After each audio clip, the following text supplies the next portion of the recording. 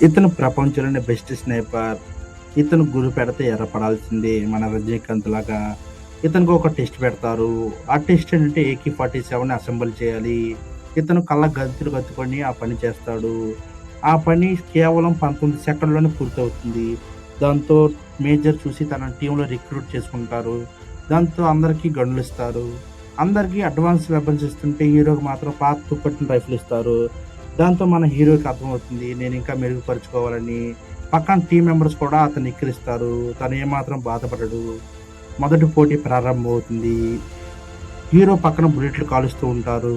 ఆ బుల్లెట్‌ని భయపడకుండా అట్టాగే ఉండాలి. దాంతో హీరో ఒక్కడు తప్ప మిగతా వాళ్ళందరూ భయపడతారు. దాంతో స్కోప్ లేకుండా టార్గెట్‌ని కొట్టాలి. అందరూ కొడతారు. కానీ మన ఈ ఒక్క హీరో తప్ప మిగతా వాళ్ళందరూ కొడతారు. హీరో కొట్టలేకపోతాడు. ఎందుకంటే ఆ పాత తుప్పట్టిన రైఫిల్ వల్ల. ఆ విషయం మేజర్ చెప్తాడు. మేజర్ అతన్ని తిడతాడు. లాస్ట్ పోటీ పెడతారు. మేజర్ గన్ ఫైర్ చేస్తాడు. ఆ లైటింగ్ వెళ్తే టార్గెట్‌ని కొట్టాలి. మిగతా వాళ్ళందరూ కొడతారు. మన హీరో తప్ప. మేజర్ అడుగుతాడు నువ్వు ఇంకా ఎందుకు కొట్టలేదని. దాంతో నా టార్గెట్ ఇంకా కనిపియలేదంటాడు. హీరో కొడతాడు. హీరో లైట్ లేకుండానే కొడతాడు. అది చూసిన మేజర్ షాక్ అవుతాడు. తనకి మొదటి పని అప్పగిస్తాడు.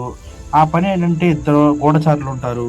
ఆ గూఢచారులు ఇద్దరు ఒకటి బిల్డింగ్‌లో ఒకటి చెత్త కుప్పలో దాక్కొని ఉంటారు. మన హీరో పొలంలో ఉంటాడు.